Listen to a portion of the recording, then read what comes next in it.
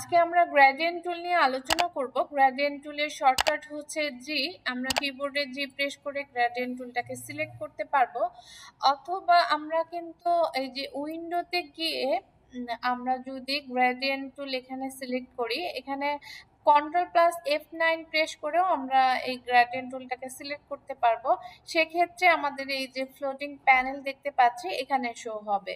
তো আমি gradient টুলটাকে select করছি, দেখুন এখানে গ্রেডিয়েন্ট টুলটা শো হচ্ছে। তো গ্রেডিয়েন্ট টুল সম্পর্কে বিস্তারিত আলোচনায় যাওয়ার আগে ট্রায়াঙ্গেল আইটি সলিউশনের পক্ষ থেকে সবাইকে স্বাগত জানাচ্ছি। গ্রেডিয়েন্ট টুলের মূলত কাজটা হচ্ছে একের অধিক কালারের সমন্বয় করা। সাধারণত আমরা যখন ফিল কালার নিয়ে কাজ করি, যেমন এই যে রেক্টেঙ্গুলার একটা শেপ নিচ্ছি, এখন দেখুন আমি যখন এখানে বিভিন্ন ফিল কালার দিচ্ছি, এটা কিন্তু একটা কালারেই শো হচ্ছে, তাই না? বাট আমি চাচ্ছি যে একটা ডিজাইনের মধ্যে অনেকগুলো কালারের সমন্বয় হবে। এখানে গ্রিন আছে, তো আমি এখানে চাচ্ছি এখানে রেড দিব, বা এখানে ব্লু দিব, আরো অন্যান্য রঙের কম্বিনেশন করব। তো সেক্ষেত্রে কিন্তু আমাদের গ্রেডিয়েন্ট টুলটাকে ইউজ করতে হবে। গ্রেডিয়েন্ট টুল প্রথমে কিন্তু এমনি সিলেক্ট হবে না, আমাদের অবশ্যই আমাদের এই শেপটাকে, যে অবজেক্টের উপরে আমরা গ্রেডিয়েন্ট করতে চাচ্ছি সেটাকে আমার সিলেক্ট করতে হবে। দেন আমরা যখন গ্রেডিয়েন্ট টুলটাকে সিলেক্ট করব, দেখুন এটার কিন্তু অবজেক্টের চেহারাটা চেঞ্জ হয়ে গেছে, এখানে যে বক্সগুলো শো হচ্ছে। এখন আমি যদি মাউসের লেফট বাটন ক্লিক করে এখানে ডাবল ক্লিক করি, তাহলে কিন্তু দেখুন আমাদের গ্রেডিয়েন্ট টুলটা এখানে সিলেক্ট হয়ে গেছে। এখানে যে একটা দণ্ড দেখতে পাচ্ছি, মূলত এটার দ্বারাই আমরা হচ্ছে কালার কম বেশি করতে পারবো। তো আমরা আরো ভালোভাবে বোঝার জন্য আমরা এখানে যাচ্ছি, গ্রেডিয়েন্ট স্লাইডারের দিকে খেয়াল করুন। এখানে দেখুন এক প্রান্তে রয়েছে হোয়াইট কালার এবং আরেক প্রান্তে রয়েছে ব্ল্যাক কালার। এটা ডিফল্ট হিসাবে আছে। আমরা এখানে জাস্ট আমরা যদি এখানে ক্লিক করি, খেয়াল করুন এখানে আমরা যদি ডাবল ক্লিক করি, তাহলে কিন্তু আমাদের যে ছোঁয়াচটা দেখা যাবে। তো জাস্ট আমি কালারে যদি ক্লিক করি এখানে ছোঁয়াচতে, তো আমার এখানে অনেকগুলো কালার চলে আসবে। আমি চাচ্ছি যে এখানে আমি রেড কালার দিব। ওকে, দেখুন এখানে আমার রেড কালার চলে এসছে। এবং এই প্রান্তে আমি আবার যদি ক্লিক করি, তাহলে খেয়াল করুন এইখানে সোয়াচটা আবার শো হচ্ছে।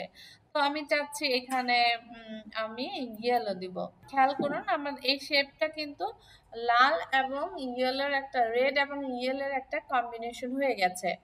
আমি যদি এই স্লাইডে আমি আরো কালার অ্যাড করতে যাচ্ছি, সাপোজ আমি চাচ্ছি মাঝখানে আমি গ্রিন নিব, তো সেক্ষেত্রে জাস্ট মাঝখানে আমি মাউসের লেফট বাটন ক্লিক করে এখানে জাস্ট ক্লিক করব, দেখুন আরেকটা পয়েন্টার শো হচ্ছে গ্রেডিয়েন্ট স্লাইডার।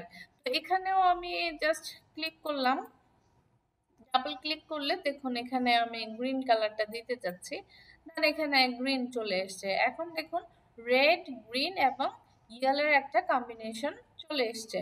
আর এখানে দেখুন এই যে গ্রেডিয়েন্ট স্লাইডারে এখানে যে পয়েন্টারটা আছে, এইটা কিন্তু সরিয়ে কম বেশি করতে পারবো, যে আমি কতটুকু চাচ্ছি যে এইদিকে রেডটা থাকবে, বা এইখানে সবুজটা থাকবে, বা এখানে এইটা সবুজটা এইদিকে দিলাম, দেখুন সবুজ কিন্তু এদিক দিয়ে সরে যাচ্ছে।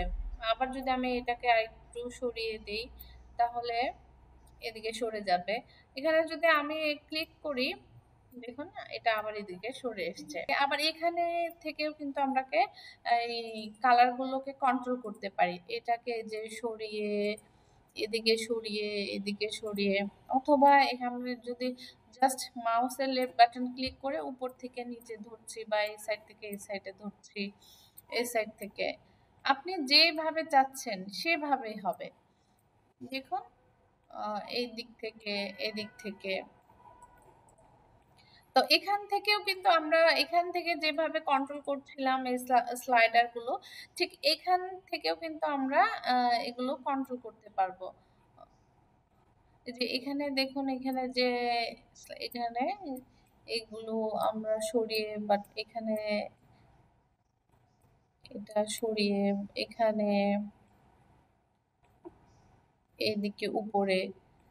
তো এখানে মূলত আমরা এখানে যেভাবে করেছি এখানেও সেভাবেই করা যাবে। তবে আমার মনে হয় এটা দিয়ে করলে সুবিধা হয় কি, আমরা ইচ্ছে মতো বুঝতে পারি যে আমাদের কতটুকু লাগবে না লাগবে। এটা দিয়ে কিন্তু সহজে কম্বিনেশনটা বোঝা যায় যে আমার কতটুকু দিব, আমি মাঝখানে এইটুকু দিব বা এইটুকু।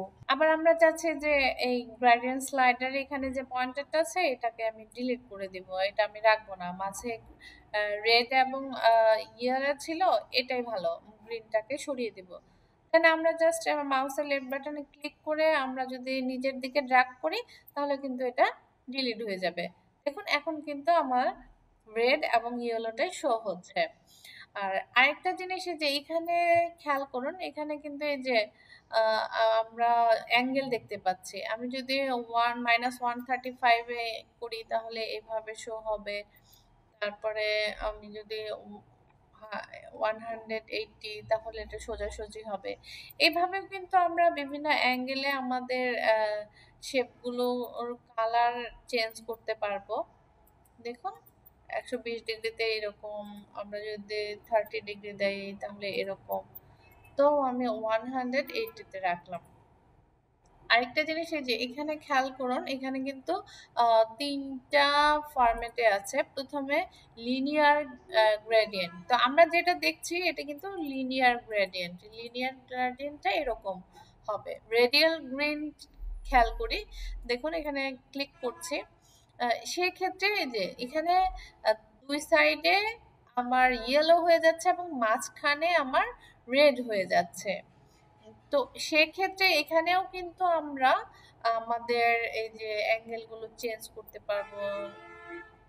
এখানে আমি যদি 180 দেই তাহলে এরকম। এবার এখানেও কিন্তু এই যে একটু আমরা কোথায় নিতে যাচ্ছি মাঝখানে, এটা কিন্তু আমরা চেঞ্জ করতে পারবো। বা এখানে চাচ্ছি যে আরেকটু একটু ডিপ হবে, এখানে আরেকটু কমবে। তো এখান থেকেও আমরা কম বেশি করতে পারবো, বা এখান থেকেও চাচ্ছি যে এখান থেকেও কম বেশি করব, সেটাও করতে পারবো।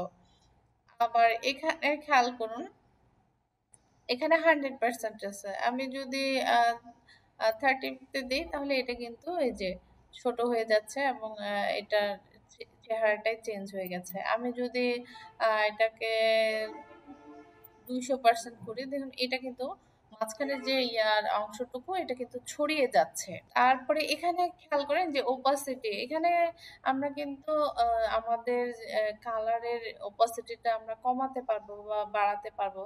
এখন দেখুন এই পাশে একটা সিলেক্ট আছে, তার মানে আমি যখন এখানে কমাবো আমি এখানে 20 করে দিচ্ছি। দেখুন এখানে কিন্তু মাঝখানে ইয়েলো যে কালারটা ছিল সেটা কিন্তু কমে গেছে। আমি যদি আরো একদম ট্রান্সপারেন্ট করতে চাই তাহলে ট্রান্সপারেন্ট হবে, একেবারে এখানে কোনো কিছু শো হবে না, কালারটা একদম বোঝা যাবে না। আর মাঝখানে শুধু আমার রেডটাই শো হবে।